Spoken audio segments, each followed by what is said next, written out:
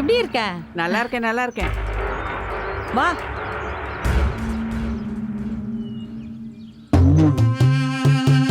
பாட்டி நல்லா இருக்கீங்களா?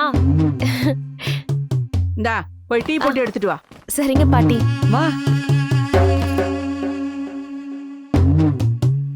பாட்டி நல்லா இருக்கீங்களா? என்ன கல்யாண பொண்ணே? கால்ல விழுடி. வீடு பெரிய வீடா இருக்கே. நல்ல இடம் தான் போல. ஆமாமா, கொளுத்த பணம். வா வந்து உட்காரு, உட்காரு.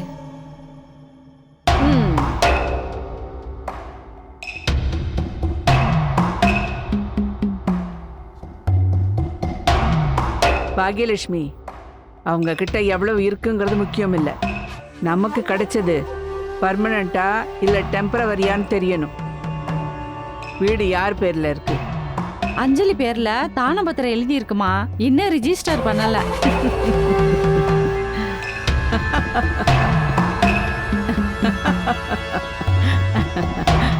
என்னம்மா சிரிக்கிற? கழுதைக்கு முன்னால கேரட்டை காட்டி இருக்கிறா, அவ்வளவுதான். ஏமா அப்ப அந்த வீடு நமக்கு இல்லையா? நமக்கு தான், ஆனா இன்னும் ஸ்ட்ராங்கா நம்ம பேருக்கு கொண்டு வரணும். கெட்டவளா இருக்கிறது முக்கியம் இல்ல, சட்டம் தெரிஞ்ச கெட்டவளா இருக்கணும். தோத்தாலும் அது லாபகரமான தோல்வியா இருக்கணும்.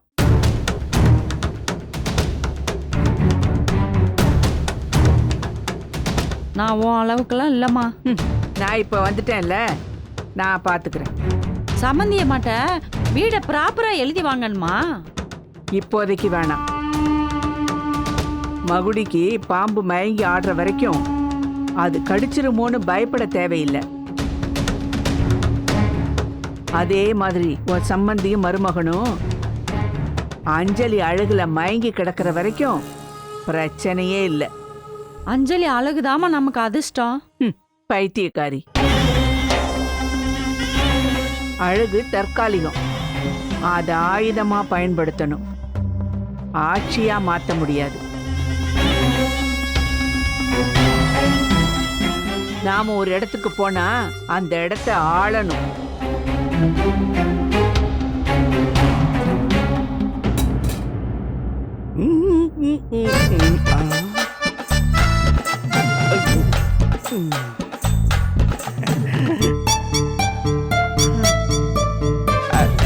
இப்பெல்லாம் என் மனசு உனக்கு நல்லாவே புரியுது கண்ணம்மா. நான் டீன மனசுக்குள்ள நினைச்ச, நீ டான்னு டீயோட வந்து நிக்கிற. இது பாட்டி வந்திருக்காங்க. அவங்க பாட்டியா? மாமாவுக்கு இன்னும் அம்மா இருக்கு. எங்க அப்பாவோட அம்மா இல்ல, உங்க அம்மா. எனக்கும் 8 போட்டு இங்க வந்து நிக்குதோ. அவங்க பார்வையிலே இருக்க வேணான்னு தான் நான் இங்க வந்து செட்டில் ஆனேன். என்ன பண்றது? என் கண்ணம்மா, இந்த டீல விஷத்தை கலக்க முடியாதா? பாவம், நீ வேற ரொம்ப நல்லவ. உங்ககிட்ட போய் இதை சொல்றேன் பாரு. உங்க அம்மா உங்களுக்கு பிடிக்காதா?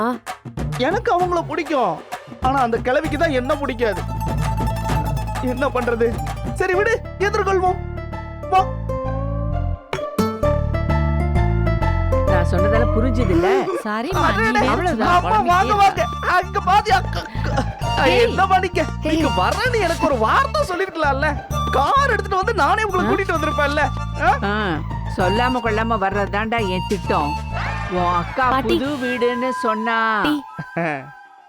எப்படி புழங்குறீங்கன்னு தெரிஞ்சுக்கத்தான் இங்க வந்தேன். எடுத்துக்கமா.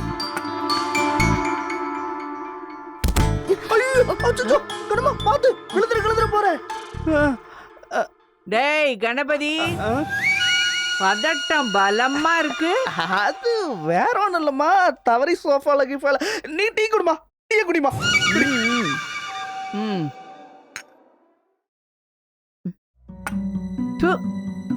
என்னடி சப்புன்னு இருக்கு? அது கொஞ்சம் சுகர் கம்மியா போட்டு. எனக்கு சுகர் இருக்குன்னு நினைச்சியா? விஷத்தை சாப்பிட்றவங்களுக்கு தான் சுகர் வரும். நாங்கெல்லாம் உணவையே மருந்தா சாப்பிட்றவங்க. பனங்கிழங்கு சாப்பிட்டா பரம்பரைக்கே சுகர் வராது. நான் எல்லாம் ஒரு 50 பனைமரத்தையும் வயிற்றுக்குள்ள இறக்கி இருக்கேன்.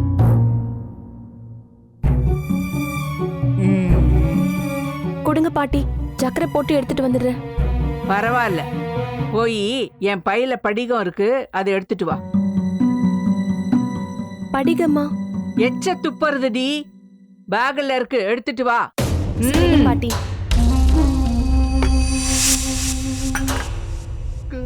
என்ன பாகியலட்சுமி, உன் தம்பி ஒழுக்கமா இருக்கானா? ஆமாம்மா, வீட்டு வரவு செலவெல்லாம் பார்த்துக்கிட்டு நல்லாதாம்மா இருக்கான். இப்ப என்னம்மா உன் பிரச்சனை? நான் மாடு கண்ணு வளர்க்குறவ, வாயில்லா ஜீவன் முகம் பார்த்தே அதுக்கு என்ன தேவைன்னு தெரிஞ்சுக்கிறவ. கணபதி, கவனமா இரு, அவ்வளவுதான் நான் சொல்லுவேன். சரிங்கம்மா.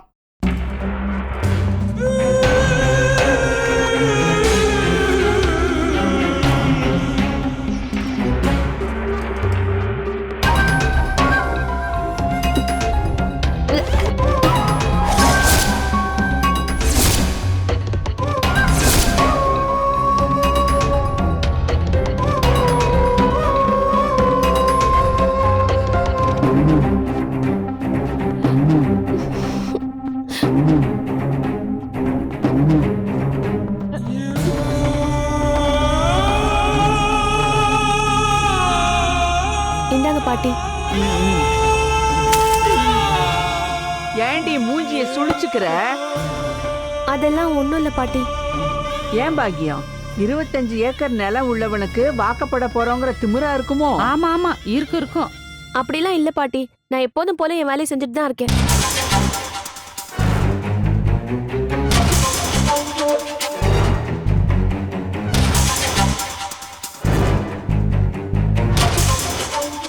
பொம்பளைங்களுக்கு நடுவுல ஆம்பளைக்கு என்ன வேலை?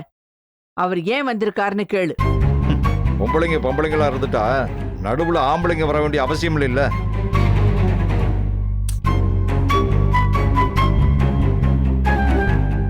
உங்களுக்கு மத்தியில என் பொண்ணு நிக்கிறது எனக்கு பதட்டமா இருக்கு. உன் புருஷன் ரொம்ப நல்லா பேசுறாரு பாகியலட்சுமி, ரொம்ப பேசுறாரு.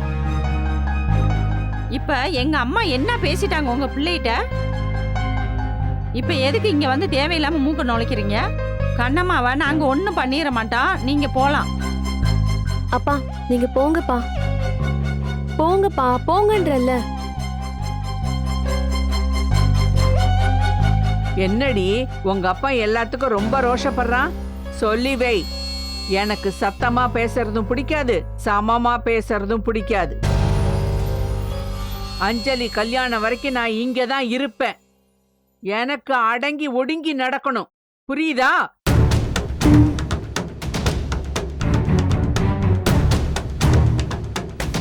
அப்பப்ப இந்த படிகத்தை நல்லா கழுவி வைக்கணும்.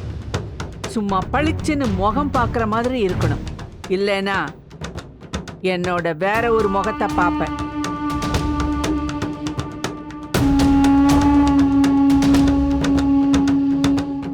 போ.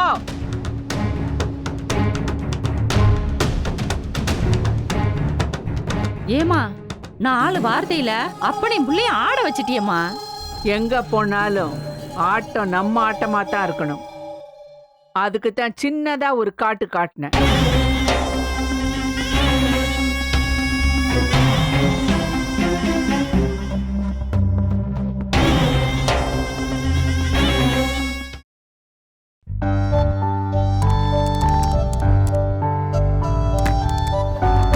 ஏங்க வா. சாப்பிடலாமாங்க? இல்லம்மா, பாரதியும் அகிலும் வரட்டும், சேர்ந்து சாப்பிடலாம். முதல்ல நீங்க சாப்பிடுங்க. நைட்டும் லேட்டா வந்தீங்க, எதுவுமே சாப்பிடல. அதெல்லாம் ஒண்ணும் இல்ல, 2 பேரும் வந்துடட்டும், நாம சேர்ந்தே சாப்பிடலாம். சரியா? ஹாய்ப்பா. ஹாய்மா. Hello, Hi. Good morning. புது மாப்பிள்ள என்ன பண்றாரு? ஏன் வரல? ஏன்பா நீங்க வேற? பொதுவா தூங்கி எந்திரிச்சா எல்லாரும் என்ன பண்ணுவாங்க? ஒர்க் அவுட் பண்ணுவாங்க, இல்ல ஏதாவது டிவோஷனல் சாங்ஸ் கேட்பாங்க, அட்லீஸ்ட் பெட் காஃபியாவது குடிப்பாங்க. ஆனா சாரு தூங்க போறதுக்கு முன்னாடி, தூங்கி எழுந்ததுக்கு அப்புறம் 24/7 அஞ்சலியோட போட்டோஸே பார்த்துட்டு இருக்கான்ப்பா. இதே ஒரு பழக்கமாவே வச்சிருக்கான் அவன்.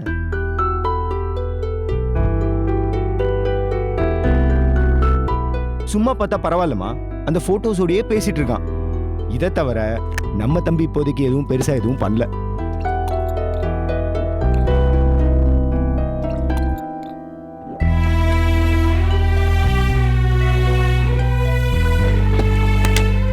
என்னம்மா அப்படி பாக்குறீங்க? ஆ, ஒரு அம்மாவா ஃபீல் பண்ணிட்டேன் பாரதி. என்னம்மா சொல்றீங்க? ஆ, இல்ல பாரதி, நீ கல்யாணம் பண்ணிக்கிறியான்னு கேட்டதுக்கு அப்ப நீ வேண்டான்னு சொல்லிட்ட. நானும் சரின்னு அகிலோட கல்யாணத்துல என் கவனத்தை செலுத்த ஆரம்பிச்சிட்டேன். உன்னை வற்புறுத்தி உனக்கு ஒரு கல்யாணத்தை பண்ணி வைக்கணும்னு எனக்கு அப்ப தோணலடா.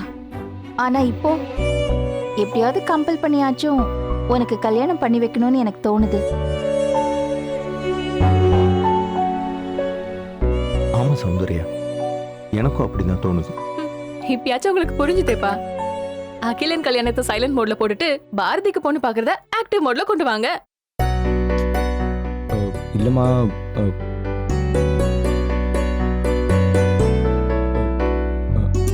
இத பாரு பாரதி, சில விஷயங்களை பெரியவங்க தீர்மானத்துக்கு விட்டுடணும். நான் உப்பு போட்டனா புளி போட்டனான்னு யோசிக்காம தட்டுல போடுறது சாப்பிட்டு போறல, அப்படிதான் பொண்ணு பாக்குறது நிச்சயம் பண்றது இது எல்லாம் எங்க பொறுப்புன்னு விட்டுடு. தாலி மட்டும் கட்டி குடும்பம் நடத்துற வழிய பாரு. ம், நல்லா அறிவா சொன்ன அறிவுமணி. பாரதி, நாளைக்கு அகிலனுக்கு நிச்சயதார்த்தம் நடக்கும். அவன் அஞ்சலியோட ஜோடியா மேடையில நின்னுட்டு இருப்பான். நீ மட்டும் தனியா எங்கேயோ ஒரு ஓரமா நின்னுட்டு இருப்ப.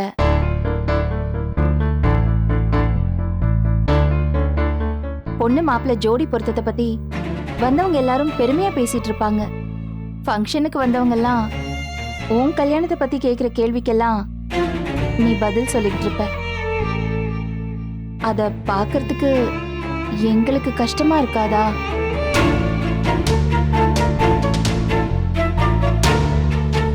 ஆமாம் பாரதி, அம்மா ஃபீல் பண்றது 100% உண்மை.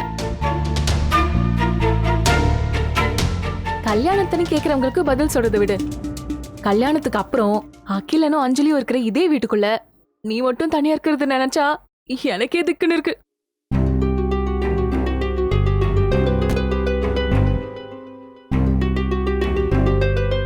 ஆமா பாரதி, நிதானமா யோசிச்சு பார்த்தீங்கன்னா நாங்க சொல்றது உனக்கு புரியும். எனக்கு நீங்க 2 பேருமே ஒண்ணுதானாலும் நீ கொஞ்சம் ஸ்பெஷல் பாரதி. ஏன்னா நீதான் முதல்ல ஒரு ஆம்பளை பிள்ளையா என் அம்மான்னு கூப்பிட்ட. உன்னை விட்டுட்டு சின்னவனுக்கு நிச்சயம் பண்றது, அவனுக்கு முதல்ல கல்யாணம் பண்றது, இதெல்லாம் நினைச்சா எனக்கு என்னமோ மாதிரி இருக்குடா.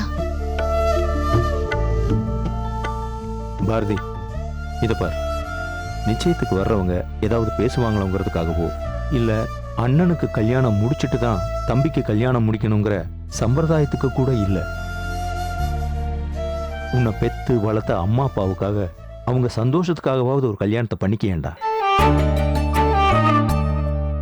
நீ மட்டும் இன்னொரு வார்த்தை சொல்லு பாரதி, உன்னை சொக்க வைக்கிற மாதிரி பொண்ணுங்களை வரிசையா லைன்ல நிக்க வைக்கிறோம்.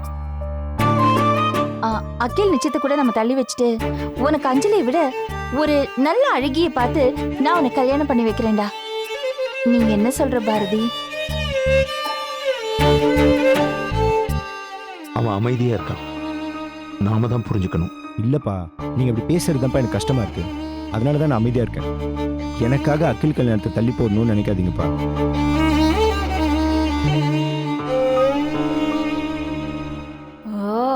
டென்ஷன் படுத்துறானே. தயவு செஞ்சு இப்போதைக்கு என் கல்யாண மேட்டரை மறந்துடுங்கப்பா.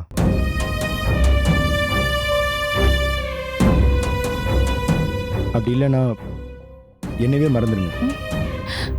பாரதி, டேய் பாரதி, விடுங்க சித்தி, அவனை கொஞ்சம் விட்டு தான் பிடிக்கணும். முதல்ல நீங்க 2 பேர் சாப்பிடுங்க. வேணுப்பா வேற நைட்ல இருந்து சாப்பிடல.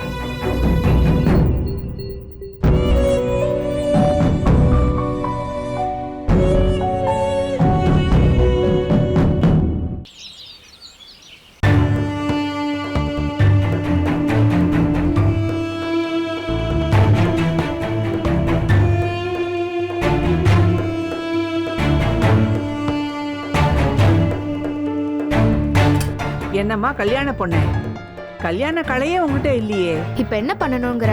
எனக்கு கல்யாணம்னு குதிக்கவா முடியும்? எங்கேயோ கிராமத்துல இருக்கா, இவளுக்கு ஊரு நடப்பு நாட்டு நடப்பு தெரியாதுன்னு பாக்குறியா? இப்பெல்லாம் கல்யாணம் பேசி முடிச்சதுமே புருஷன் பொண்டாட்டி மாதிரி உரிமை கொண்டாடுறாங்கம்மா. நீ என்னடானா யாருக்கோ கல்யாணங்கிற மாதிரி இருக்க? பாட்டி இப்ப என்ன உன் பிரச்சனை? என்ன கேட்க வர நீ இப்போ? உனக்கு பேசி வச்சிருக்கிற மாப்பிள்ளை கிட்ட இருந்து உனக்கு போன் வந்த மாதிரி தெரியல, நீயும் அவங்கிட்ட பேசின மாதிரி தெரியல. எங்க ஊருக்குள்ளேயே கல்யாணம் பேசி முடிச்சதுமே கோயில் குளம் மரத்தடி கிணத்தடின்னு நின்னு பேசி பின்னி பணிஞ்சு கிடக்குதுங்க. பட்டணத்து புள்ள நீயே இப்படி இருக்க? பாட்டி இப்படி கத்துன அநேகம் பேர் அடைச்ச கதவு திறக்காம கூடி கிடந்ததை பார்த்திருக்கேன். நான் உன் பாட்டிடி. யாரோ ஒரு கழுவிக்கிட்ட நானும் இதே கத்தல கத்திட்டு தான் உங்க அம்மாவையும் மாமாவையும் பெத்திருக்கேன். போ பாட்டி, நான் போறேன். ஏய் எங்கடி போற? பாட்டினா அப்படிதான் கேலி கிண்டல் பண்ணுவாங்க. உட்காரு. வா. என்னடி புடவை இதெல்லாம்? நாளைக்கு நிச்சயதார்த்தத்துக்கு யாராருக்கு என்ன புடவைன்னு இப்பயே எடுத்து வச்சுக்கிட்டா நல்லதானே? அப்புறம் பரபரப்பா இருக்கிறப்போ செலக்ட் பண்ண முடியாதுல்ல. இந்தம்மா உனக்கு.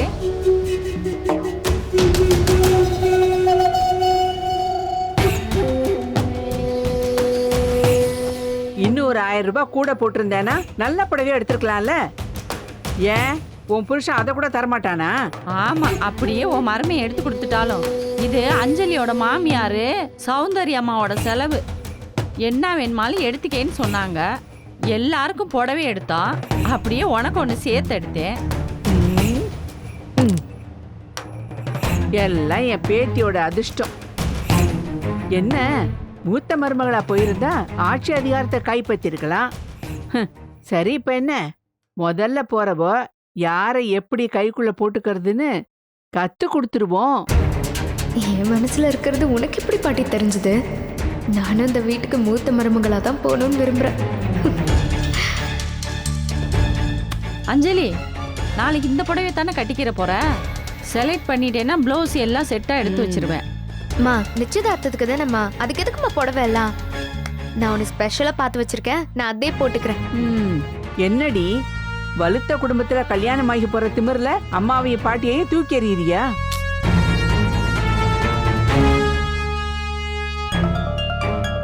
நாளைக்கு உன் மாமியார்கிட்டயும் புருஷன்கிட்டயும் இப்படி நடந்துக்கிட்டேன்னா ரொம்ப தப்பா இருக்கும்.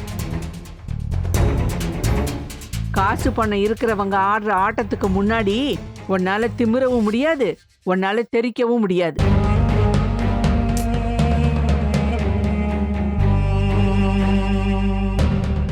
ஆண்டவன் வாலுக்குள்ள வளையற எலும்பை எதுக்கு வச்சிருக்கான் தெரியுமா? வாலுங்கிறது எழுந்து நிக்கவும் கூடாது, உடைஞ்சு விழுந்துடவும் கூடாது. வளைய வேண்டிய இடத்துல வளையறதுக்காக தான் வாலு. அத தெரிஞ்சுக்க. அம்மா, அவ ஏதோ கல்யாண கறக்கத்துல அப்படி பண்றா, விடுமா. இது கறக்கம் கிடையாது, அகம்பாவம். சௌந்தர்யா எப்படின்னு எனக்கு தெரியாது. இது மாதிரி எனக்கு ஒரு மருமக வந்தானா உச்சி முடிய பிடிச்சி ஆட்டி பேயோட்டிடுவேன்.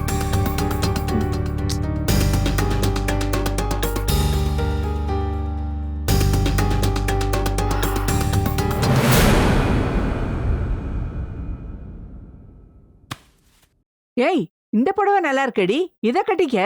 இந்த புடவையா? சீ, எனக்கு வேணாமா. ஏன், இதுக்கு என்ன குறைச்சல்? பிடிக்கலன்னா அப்புறம் ஏண்டி வாங்கின? அத நான் வாங்கலாமா?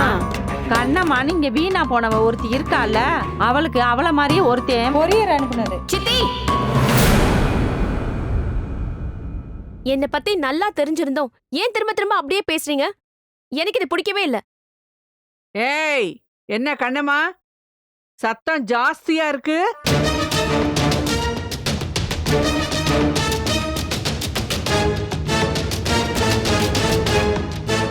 உன் தகுதிக்கெல்லாம் தொண்டையில இருந்து வர சத்தம் உன் காதுக்கு கூட கேட்க கூடாது. எதுவும் இல்லாமலா இப்படி ஒரு விலை வசந்த புடவைய கொரியர்ல அனுப்பியிருப்பான்? பாட்டி, எங்க அம்மா மேல சத்தியமா சொல்றேன், எனக்கு இந்த புடவைய யார் அனுப்புனாங்கன்னு தெரியாது தெரியாது தெரியாது.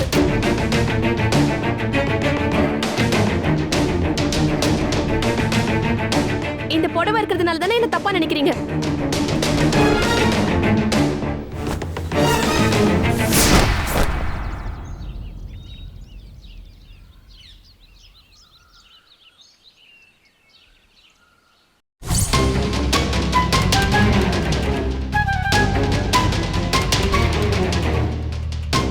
எவ்வளவு வேணா அடிச்சு சித்திரவதை பண்ணுங்க, அடிங்க, கொல்லுங்க, எவ்வளவு வேலை வேணாலும் வாங்கி கசக்கி பிழிங்க.